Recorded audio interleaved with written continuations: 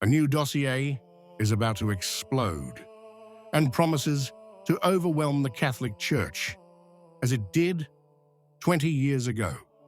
Sources speak of documents, names, and accusations that could trigger the second major crisis in the recent history of Catholicism.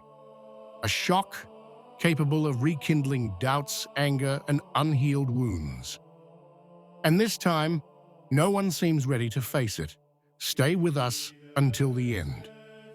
A new media earthquake is about to arrive, capable of shaking the credibility of the American Catholic Church to its foundations.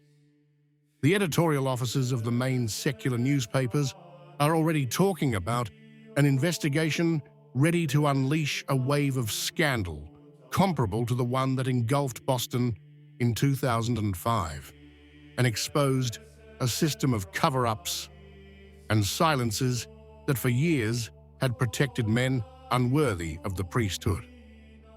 At the time, the world was shocked by the so-called McCarrick affair, a symbol of internal corruption that didn't arise out of nowhere, but from decades of compromise and silence.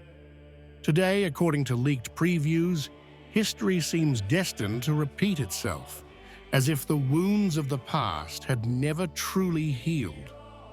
The news, still being confirmed, speaks of a new investigative report that is about to be made public and that would shed light on systematic errors in the handling of abuse cases within a New England diocese. When Archbishop Carlo Maria Vigano broke the silence in 2018 with an open letter destined to shake Rome and the world, few immediately understood the significance of those words.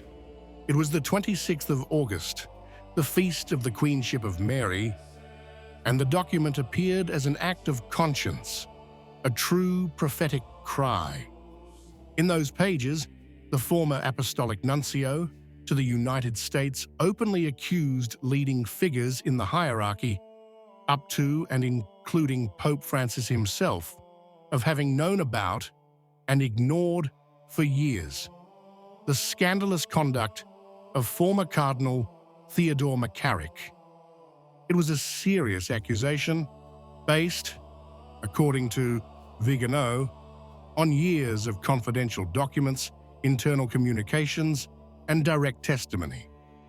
For decades, McCarrick had been one of the most influential figures in the American episcopate, a master of appointments and a skilled builder of relationships with progressive politicians and the media. He managed to build the image of an open, modern, and dialoguing pastor. Behind that mask, however, lay a double life of abuse and manipulation, concealed by a system of silence and protection that, according to Vigano's revelations, reached all the way to the highest levels of the Holy See. The prelate denounced a climate of institutional silence, a veritable wall of silence that impeded any attempt to confront the truth.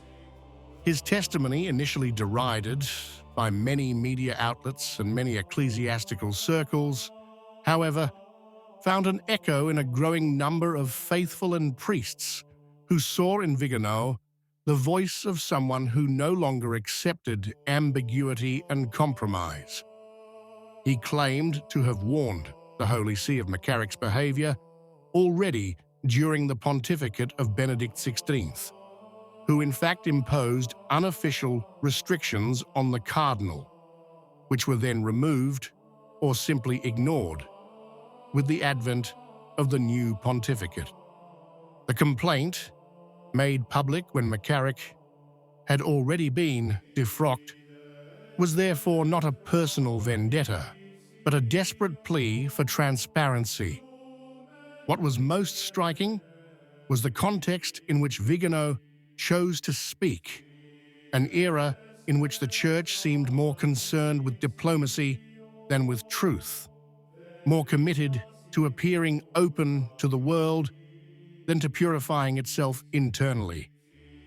His letter forced many to ask an uncomfortable question: how many of the current reforms and image policies truly arise from a desire for sanctity, and how many instead from the need to appear innocent before the court of public opinion. And here, the connection with the new Rhode Island investigation becomes inevitable.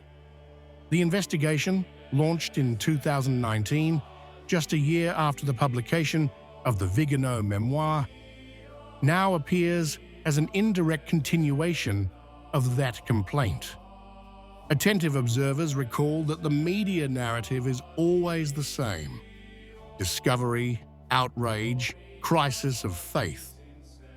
But the real question, the one that few have the courage to ask, is why all this is exploding again now, at a time when the Church has almost aligned itself with the watchwords of the modern world. Yet, despite the decades that have passed and the announced reforms, the suspicion remains.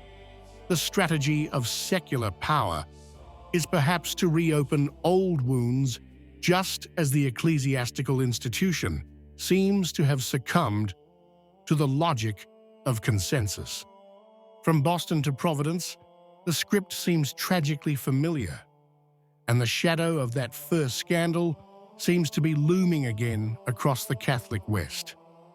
After nearly 20 years, the same pages that once exposed the rot in Boston are back to strike iron on the same anvil. It is the Boston Globe, the historic newspaper that in 2002 exposed the system of clerical cover-ups, that has announced a new dossier destined to make a stir. According to initial reports, the report concerns the Diocese of Providence, Rhode Island, accused of opaquely handling decades of complaints related to criminal behavior by priests. The headlines and tone leave no room for doubt. They speak of a shocking scale and a system of cover-ups that lasted for 70 years.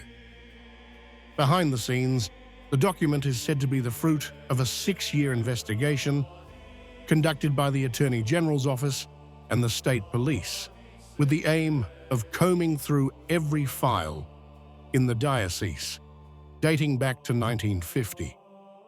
The investigation, over 400 pages long, is expected to be delivered to the diocese by the end of October. As usual, the Church will have the opportunity to examine it before publication, but a court attempt to block its release has not been ruled out. The wound, never fully healed, thus risks reopening precisely at the moment when the Church, increasingly intent on pursuing worldly consensus, seems less capable of defending itself. In recent years, many pastors have shown themselves ready to unreservedly embrace the political agendas of secular progressivism, from unlimited immigration to a reinterpretation of sexual morality, perhaps in the hope of regaining lost sympathy. But history teaches us that the world never forgives the weakness of those who abandon their identity. This new scandal could therefore become a test, not only for the transparency of the dioceses, but for the spiritual stability of the Catholic people.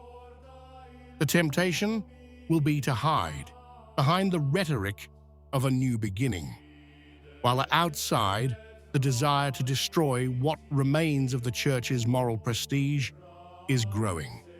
Once again, the risk is that the sins of a few become an opportunity to attack the entire institution, in a climate where faith is judged according to the criteria of the world and not those of the gospel. The pattern is the same: an episcopal system incapable of self-purification, a clerical establishment that prefers to protect its members rather than the truth, and a secular press ready to use every scandal to further weaken the Church's voice in the world. The McCarrick case, in this sense, is not just a story of personal sin. but a symbol of moral and spiritual decadence.